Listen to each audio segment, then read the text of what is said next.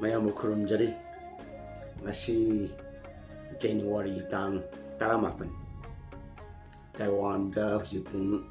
aniga minute kungani thoi chatle do ai gi oiba wakalong khradang mayam da sum phungthok sang hadna ai video ma text ma semjabani hayeng si January tang kun jida ko gi India Taipei Association na kogi kano samlapna harabda Indian Embassy haira suyare Indian Embassy Taiwanda leba Indian Embassy to Taiwan haira suyare India ga Taiwan ga country status ta diplomat to lainadabnina India Taipei Association na samai ta thambani Taipei da Indian consulate sigi sina ayaki minda invite Director General India Taipei Association request the pleasure of your company at a reception to celebrate the Republic Day of India haibni asi akoi India goina Republic Day haidi India ning khatam bi goina nungai bok phongtokpagi adumba chahi khuding paangthokpa thouram amane akoi Republic Day India Republic Day January 26 ki oiba reception ma pibane matugi harau nungai bagi oina mangjongna January tangkun hayeng nitaw ka pa misda program juyawi sida sida yawe si program ji pung sida yawi ji pung taru makai dagina pung nipan makai pung ani program ni sida Taiwan da leba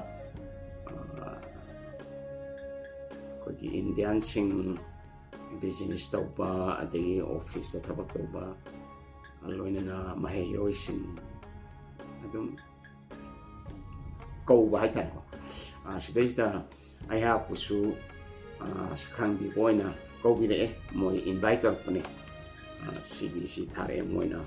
CBC su program list yawi sida yaojararoi haibaki reply form haitare ado masigi Indiagi Republic Day lakpi da masigi nungai phongdo poina chawa thakpa tawdana akhoi yamna chawba yamna maming leiba 5-star hotel 6-star hotel Grand Hyatt Taipei Grand Ballroom 3rd floor da paangthokadaba masi chahi kudingi paangthokpane India Taipei Association na Indian Embassy Taiwanda leibisina asideda aya pusu yabiu haina abatong torpane akoi invite torpane ado ai atopa oiragadi atopa program thouram oiragadi ai yaurambashu yabane adubo ning tambagi oiba adumba wafam ama oibanina haibadi uji akhoi iramdam kanglai pakna leiba phibam sidai da aina kamai tawdana sigumba Indiagi ning tamle haina nungai bagi thouram si yawgadawino haina ina sum isa to na sum hamjabda masi yawpam thokte maramdi maru oina hujik chahi ani phajilakadoriba me tang ahumdagi thokiba iraang asi si phawbada loisinbidana thamliba phibamsidaya iramdamgi ireja kayana wariba mayam sigi marakta aihakna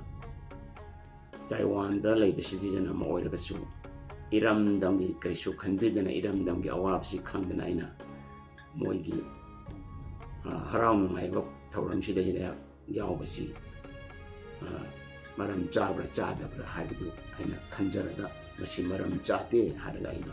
masi gi program chai yaojararoi aina ai lecture ne tasing bagidi embassy da leiriba mioising officer sing ai unakre moina soisim pajana masak khangbi bine landam sida professor amone leiba dana sum sana khona bagi world title khara sum phangjaw sida moina ai busu sakchi pajana dum khangbi bine except pada visa ni tang chapla su yamna welcome to adum oina maksu ai ha ki kana ba khagi dama aina khungdok chaningliba adumba wakhalona tudi ai ha thampam thokra haina khanbada gaina sigi